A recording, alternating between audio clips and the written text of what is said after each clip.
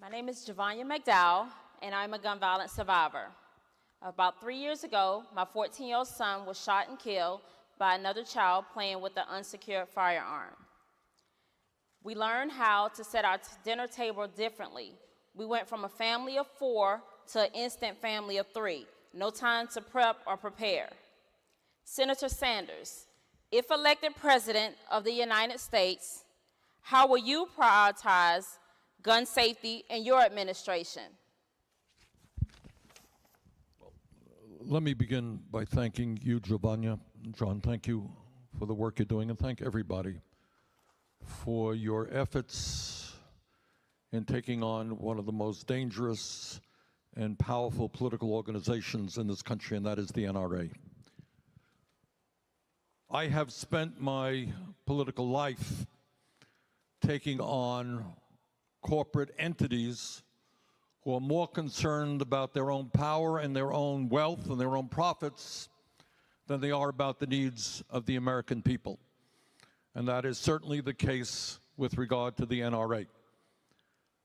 So I think the first point to be made, and it's a good point, is that over the years, because of organizations like yours, and maybe even more tragically, because of the terrible events that we have seen year after year, week after week, not just in Dayton or El Paso or California, but in schools all over this country, where people have seen and witnessed things that are so unspeakable that it is difficult to talk about them.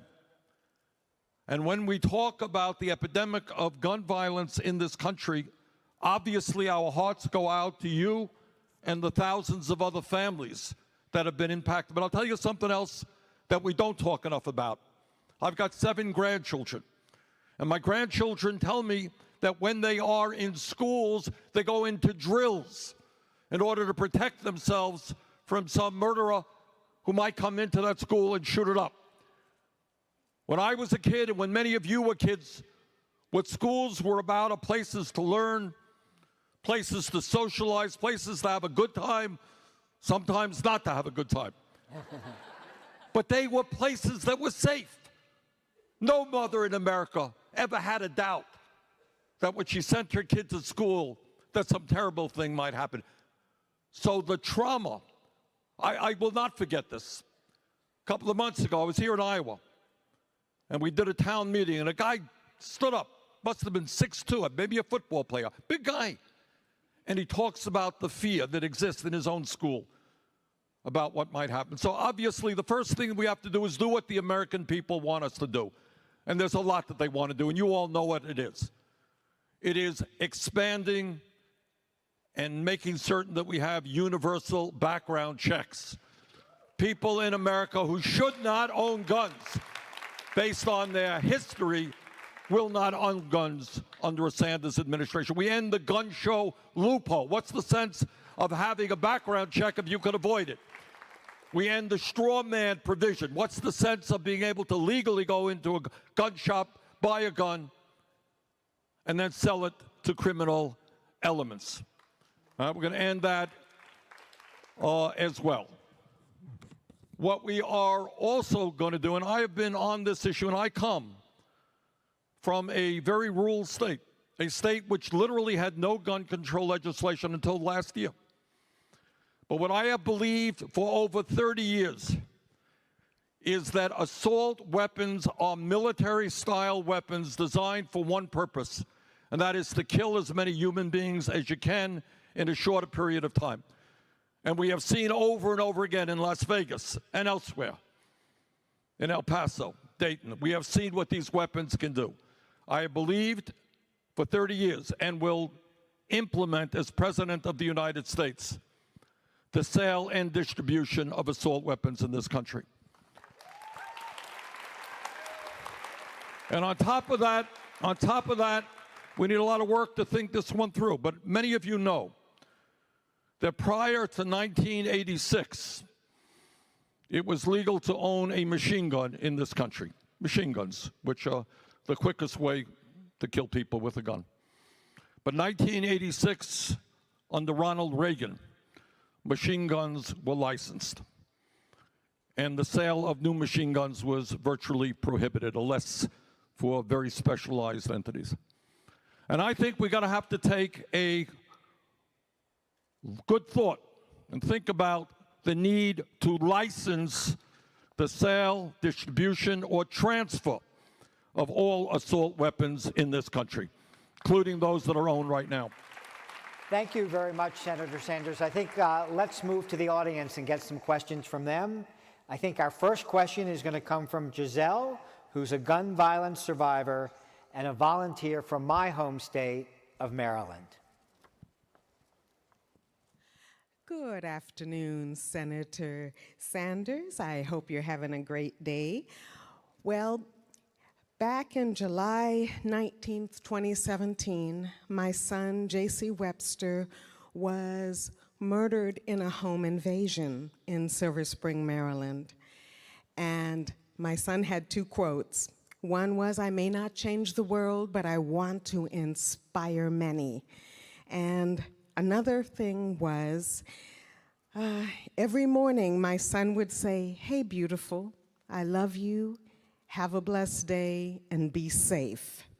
The be safe was the sting, because I could not keep my son safe.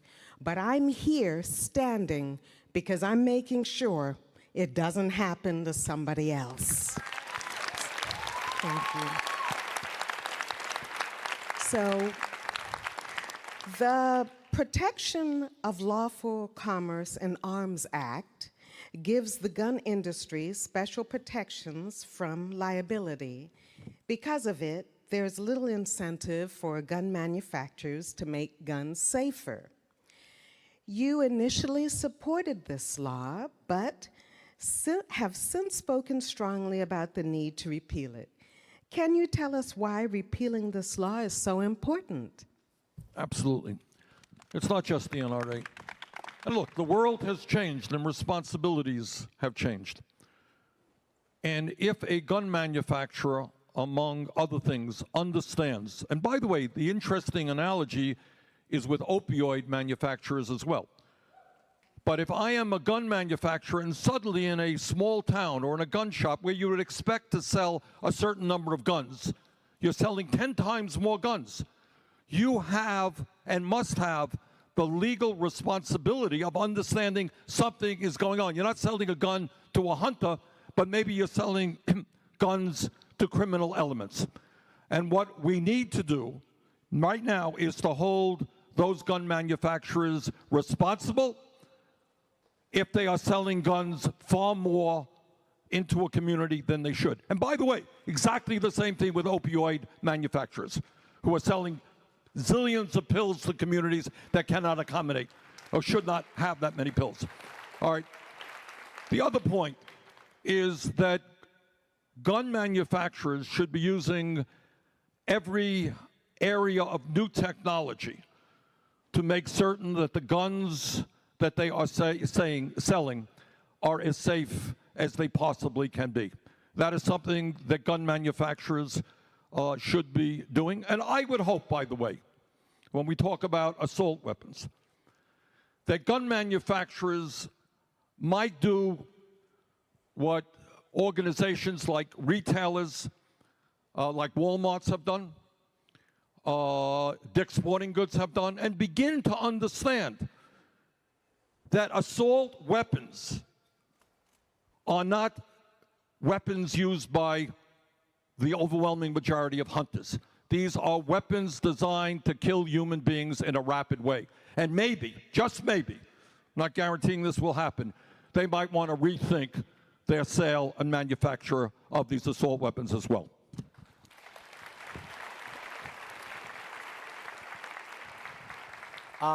Today, we've been very fortunate that a number of our Students Demand Action Advisory Board members are here with us today, and I'd like to call on one of them, who is a friend and a colleague of mine, Sari Kaufman from Parkland, for the next question.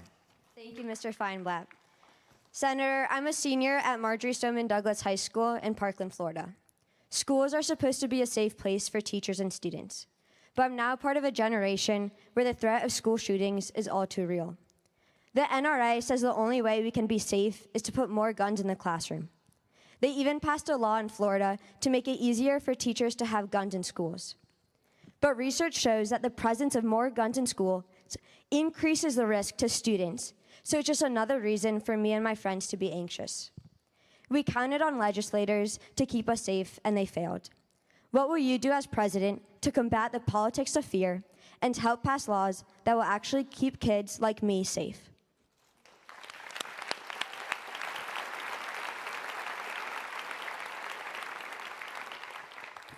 Well, let me say to you and the other young people from Parkland, you experienced, as many others have, an unspeakable tragedy, which will impact your life forever. But what the young people in Parkland did is, instead of grieve, as I'm sure they did, and instead of getting depressed, as I'm sure that they did something extraordinary. And the entire country and the world owes you and your fellow students, who I've had the opportunity to meet with in Washington, D.C. And that is, you stood up and you took your grief and you took the tragedy that you experienced, and you stood up and you said, no more, no more. And the impact that you have had has been enormously consequential. Because as a result of what the young people in Parkland did, I remember in Montpelier, Vermont, my state capital, a year or so ago, thousands of people came out to an event sponsored by the young people themselves. No adult spoke, or virtually no adult spoke. So what the young people said to other young people all over this country, if you think we have a right to be safe in our schools, and if you don't trust the politicians, then do something about it. Stand up and fight back. And as a result of what Parkland young people did, all across this country, young people became more involved in the political process, dealing with gun safety, dealing with climate change, dealing with a number of other issues. So to answer your question, it's what I said earlier. One of the not talked about enough tragedies is the fear that millions of young kids are experiencing. That fear is not good for the development of who we are as human beings. So all I will tell you is thank you for what you are doing. I will do everything I can. And again, this gets back to straight old-fashioned politics. I'm taking on Wall Street and the drug companies and the insurance companies and the fossil fuel industry. These are all very powerful, greedy entities. And so is the NRA. And what you have done, and what I think everybody in this room has done, and I really sincerely congratulate you, you have, for the first time, put the NRA on the defensive. And that is no small thing. So thank you very much. We have time for one last question, and something that everyone here knows is that gun violence touches every community across this country. And so I wanted to ask Mary, who's a gun violence survivor from Junction City, Kansas, to pose the final question for Senator Sanders. Good afternoon, Senator Sanders. Our son transitioned on August 31st, 2018. Vermont is a very rural state that demonstrates how states are changing when it comes to gun safety. After a long history with very few gun safety laws in place, your state acted quickly after Parkland. The Republican governor signed a packet of gun bills into law that included a strong extreme risk bill and a comprehensive background check bill. How important is it to involve rural politicians and voters in this debate, and what is the best way to engage them? Mary, thank you. Thank you for the question. And I think the answer is it is enormously important. And I think the good news is, and you're exactly right, that in my state of Vermont, there has been virtually no gun control legislation ever until very recently.